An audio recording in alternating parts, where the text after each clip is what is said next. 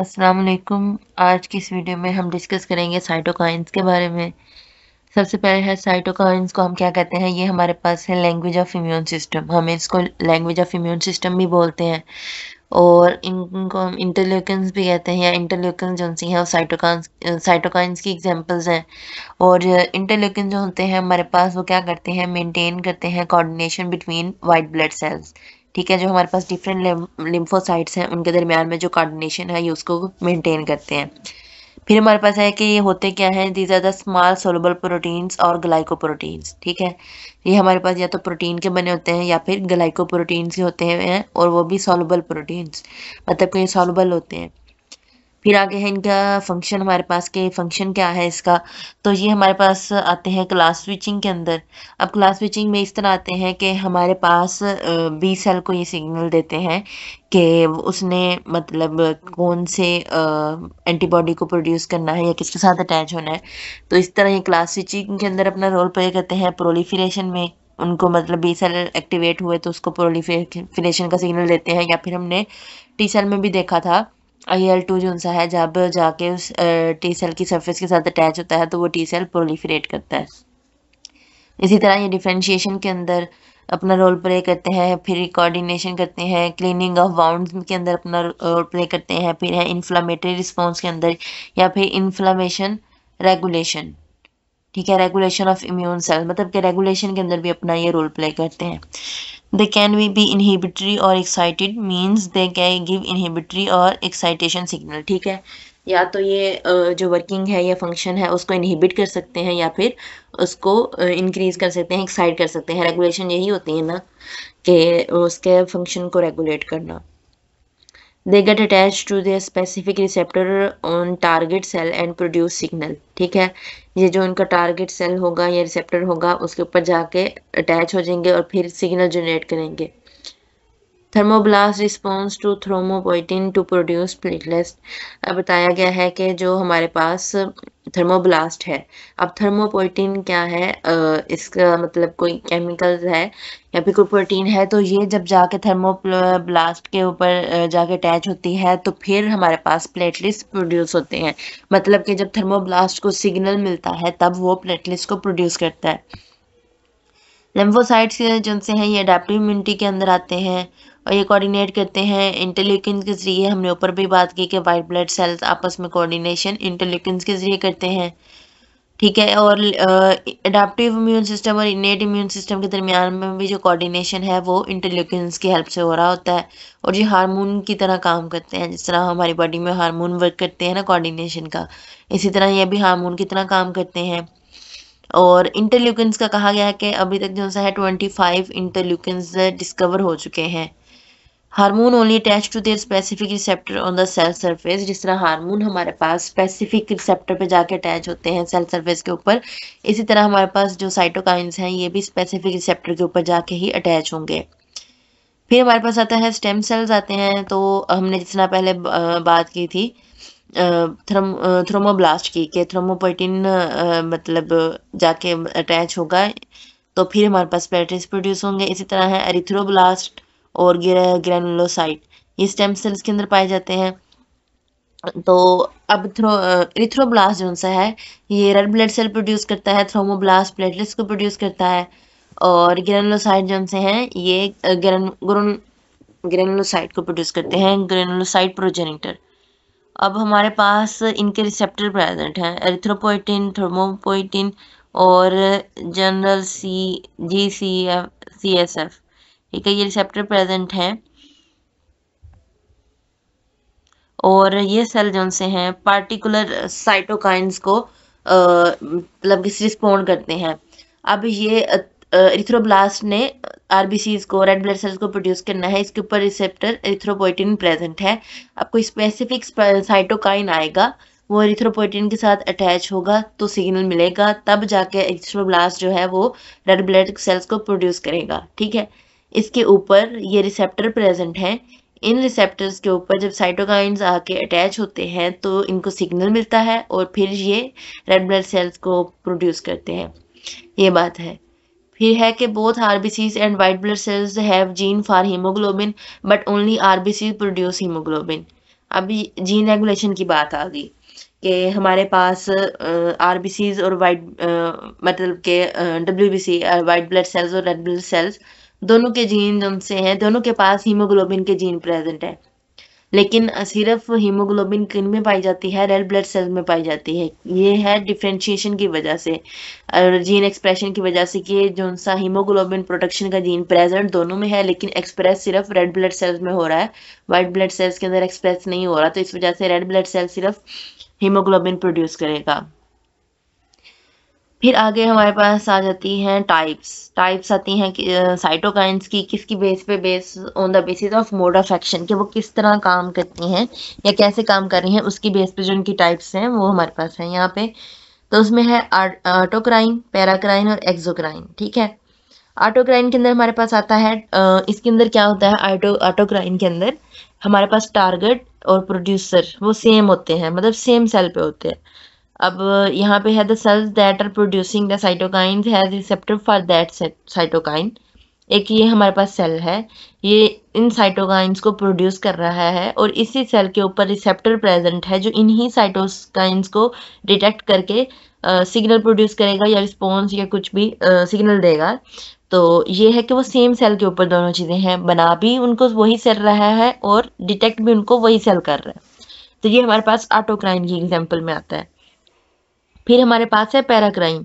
Paracrine के अंदर हमारे पास आता है target and the source cells are nearby. ठीक है, हमारे पास है कि हमारे जो सेल साइटोकाइंस को प्रोड्यूस कर रहा है और वो सेल जिसके ऊपर इसका रिसेप्टर प्रेजेंट है वो नज़दीक ही है, एक दूसरे के नियर बाई है, ज़्यादा दूर नहीं है। One cell produce cytokine, nearby cell has receptor for that cytokine. यहाँ पे डायग्राम में शो किया गया है कि ये सेल इस साइटोकाइन को प्रोड्यूस कर रहा है और नियर बाई एक और सेल प्रेजेंट है जिसके ऊपर इस साइटोकाइन के लिए रिसेप्टर प्रेजेंट है। फिर हमारे पास आता है एक्सोक्राइन।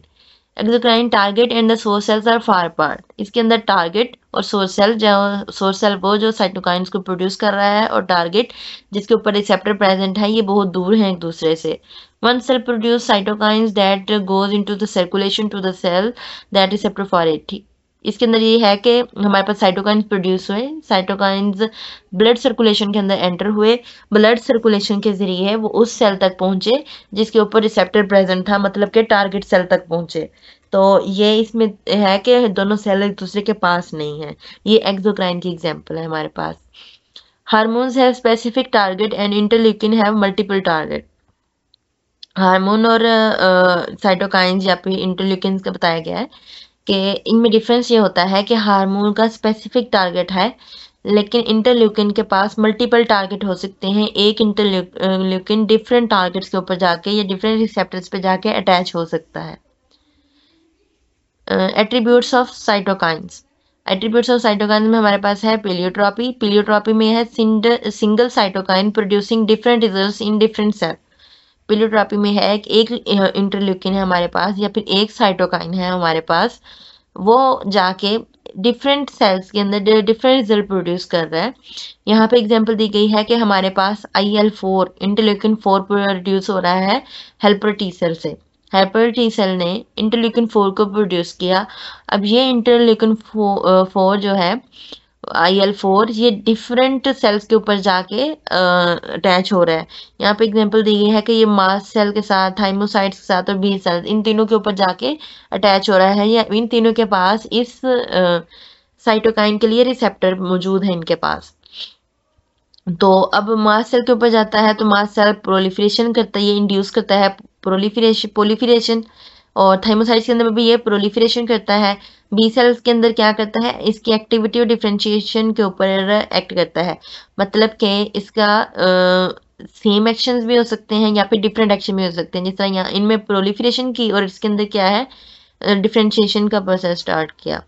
तो मतलब कि ये है कि ये एक सिंगल जो साइटोकाइन है या फिर इंटरल्यूकिन है वो डिफरेंट सेल्स के ऊपर जाके डिफरेंट रिजल्ट्स को प्रोड्यूस कर सकता है।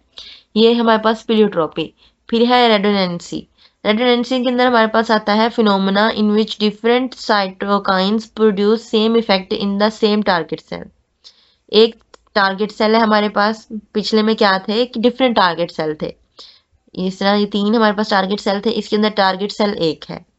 अब इसके अंदर हमारे पास इंटरल्यूकिन या साइटोकाइन एक था, इसके अंदर साइटोकाइन ज्यादा है हमारे पास। इसमें है हमारे पास टी हेल्पर सेल जो था TH, इसने IL-2, IL-5 और IL-4 प्रोड्यूस किए। अब ये जितने भी साइटोकाइन प्रोड्यूस हुए ये एक ही टारगेट सेल के ऊपर जाके अटैच होंगे, तो उसके अंदर फिर क्या है, सेम इफेक्ट प्रोड्यूस करेंगे। अगर IL-2 बी सेल के साथ जाके अटैच होता है वो भी प्रोलिफरेशन करेगा, IL-5 जाके अटैच हो रहा है वो भी प्रोलिफरेशन करेगा, IL-4 जाके अटैच हो रहा है वो भी प्रोलिफरेशन करेगा। अब ये क्या है, साइटोकाइन डिफरेंट है लेकिन आगे इफेक्ट सेम प्रोड्यूस कर रहे हैं, तो ये हमारे पास रेडोनेंसी में आ जाता है। फिर हमारे पास है सिनर्जी।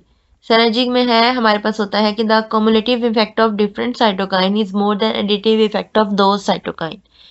इसमें है हमारे पास यहाँ पे एग्जांपल में दी गई है, इसमें है कि drug A for cancer produce. अब ये एक हमने दो ड्रग्स हैं हमारे पास, एक ड्रग जो है वो हम देते हैं तो वो 10% ट्यूमर रिडक्शन कर रही है, और जो ड्रग भी है हमारे पास वो 20% ट्यूमर रिडक्शन कर रही है। अब इनका हम एडिटिव इफेक्ट चेक करें तो एडिटिव इफेक्ट हमारे पास क्या है, 30% आना चाहिए, ठीक है। लेकिन इसमें क्या होता है कि इफेक्ट हमारे पास 35% प्रोड्यूस हो रहा है, 40% प्रोड्यूस हो रहा है। अब ये इफेक्ट जो बढ़ गया है ये हमारे पास कम्युलेटिव इफेक्ट है, एडिटिव इफेक्ट से ज्यादा इफेक्ट आता है। इसको, इस कंडीशन को, इस सिचुएशन को हम सिनर्जी बोलते हैं। इसके बाद हमारे पास आता है IL-4 and IL-5 alone only cause proliferation but together they will cause class switching। ठीक है, IL-4 अकेला जाके अटैच हो रहा है किसी सेल पे तो वो क्या करेगा, प्रोलिफरेशन करेगा। IL-5 अकेला किसी सेल पे जाके अटैच हो रहा है वो प्रोलिफरेशन करेगा। लेकिन जब ये दोनों इकट्ठे अटैच होते हैं किसी भी सेल पे तो ये क्लास स्विचिंग के अंदर अपना रोल प्ले करते हैं, ये याद रखना है। इसके बाद है same way IL-3 and IL-4 when produce allergic response. इसी तरह IL-3 और IL-4 जब दोनों इकट्ठे अटैच होंगे तो ये एलर्जिक रिस्पॉन्स प्रोड्यूस करेंगे। इसके बाद है helper T cells. Helper T cells अगर उसने IL-5 और IL-4 प्रोड्यूस किया है सिंगल सिंगल ये प्रोलिफरेशन करेंगे, मिलके जाएंगे तो ये क्लास स्विचिंग करेंगे। इसके बाद नेक्स्ट कंसेप्ट आता है हमारे पास एंटागोनिज्म का।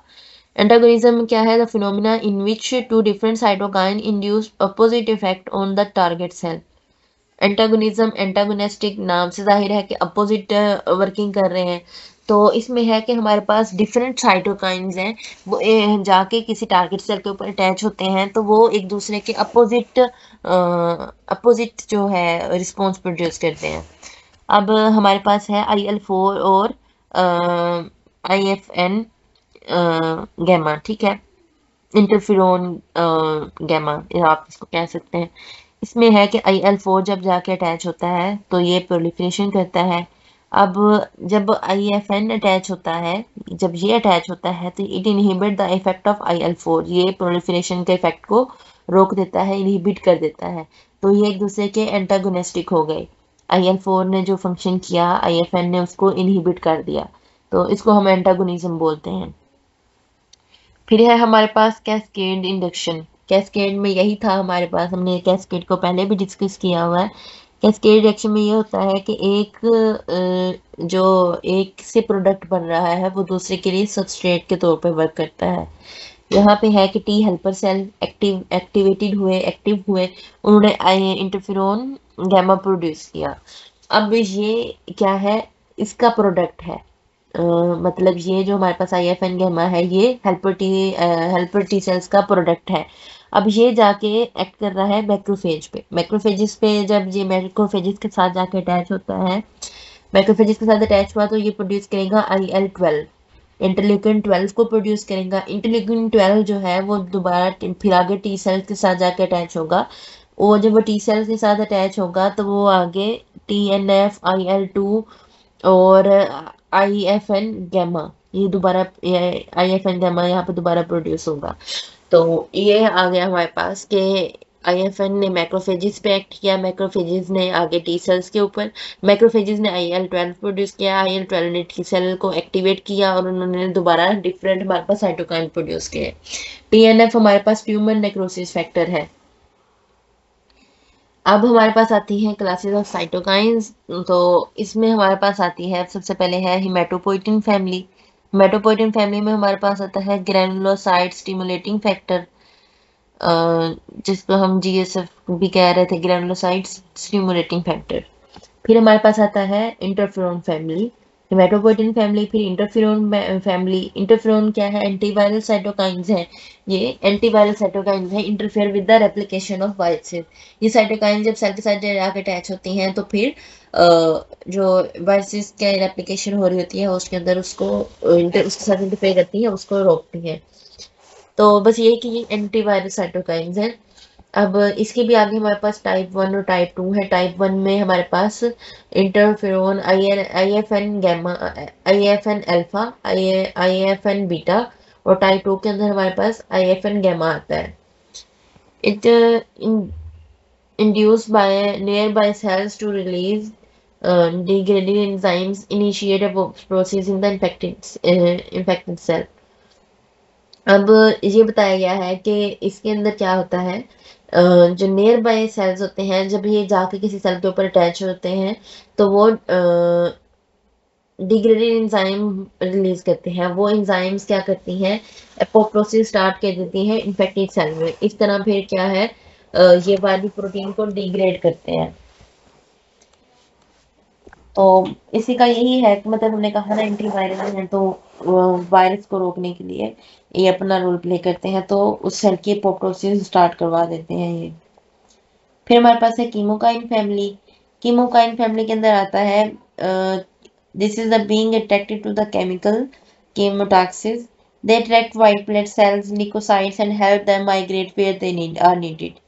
इनका ये कीमोकाइन फैमिली ये है कि ये वाइट ब्लड सेल्स जो हमारे पास ल्यूकोसाइट्स हैं उनको अट्रैक्ट करती हैं और उनको हेल्प करती हैं कि वो उस जगह पे जाएं जहाँ पे इन्फेक्शन हुआ है या जहाँ पे उनकी ज़रूरत है। तो ये उनकी माइग्रेशन के अंदर अपना रोल प्ले करती हैं। इसकी एग्जांपल में हमारे पास आता है IL-1, IL-8, एरोटैक्सिन, रेंटिस और CCL2, C5 अल्फा, ये इसकी एग्जांपल्स में आ जाती हैं। फिर हमारे पास आती है TNF, जिसको हम ट्यूमर नेक्रोसिस फैमिली बोलते हैं। Act as a endogenous pyrogen. ठीक है, ये एंडोजेनियस पायरोजन के तौर पे एक्ट करती हैं। They induce death and necrosis in tumour cell microbes that can harm us all are mesophiles. अब ट्यूमर नेक्रोसिस का मेन क्या है कि ये नेक्रोसिस स्टार्ट करती हैं ट्यूमर सेल में, उनकी डेथ करती हैं, उनकी डेथ काज करती है, इंड्यूस करती है नेक्रोसिस को। तो नेक्रोसिस से क्या है, कुछ सेल की डेथ हो जाती है। माइक्रोब्स, फिर बताया गया कि microbes that can harm us all are mesophiles. वो माइक्रोब जो हमें नुकसान पहुंचाते हैं वो सारे के सारे मीजोफाइल होते हैं। हमने पढ़ा है मीजोफाइल्स और थर्मोफाइल के बारे में। मीजोफाइल जो उनसे हैं वो कम टेम्परेचर वाले होते हैं। इसके बाद है रिसेप्टर ऑफ साइटोकाइंस। अब ये बताया गया है कि साइटोकाइंस जो हैं उनके रिसेप्टर कौन कौन से हैं। सबसे पहले हमारे पास immunoglobulin super family. They can attach to the free floating antibodies and can increase the process of phagocytosis. इसमें है कि ये फ्री फ्लोटिंग एंटीबॉडीज जो उनसे होती हैं उनके साथ अटैच होते हैं ये रिसेप्टर्स या एंटीबॉडीज, इनके साथ फ्री फ्लोटिंग एंटीबॉडीज इनके साथ अटैच होती हैं और फैगोसाइटोसिस का प्रोसेस को इंक्रीज कर देती हैं। क्लास 1 साइटोकाइन रिसेप्टर्स हैं फिर, और ये वाले रिसेप्टर जो है स्पेसिफिक टू हिमेटोपोइटिन। फिर है क्लास 2 साइटोकाइन रिसेप्टर, दे है स्पेसिफिक टू इंटरफेरोन। ठीक है, फिर हमारे पास है TNF receptor, tumour necrosis factors receptor, these are specific to the TNF। And last one is chemokine receptors, G proteins coupled receptor. Chemokine receptor उसको हम G प्रोटीन कपल रिसेप्टर भी बोलते हैं। और ये जितने के जितने हमारे पास रिसेप्टर हैं ये ट्रांस मेम्ब्रेन रिसेप्टर्स हैं। ट्रांस मेम्ब्रेन रिसेप्टर्स मतलब कि ये जिस तरह हमारे पास मेम्ब्रेन है तो उसके अंदर प्रेजेंट है, उसके अंदर इंसर्ट है, ट्रांस मेम्ब्रेन है। और इनके साथ फिर क्या है, G प्रोटीन अटैच होती है। ATP cyclic all G protein coupled. ठीक है, इसके साथ G प्रोटीन्स कपल्ड होती हैं।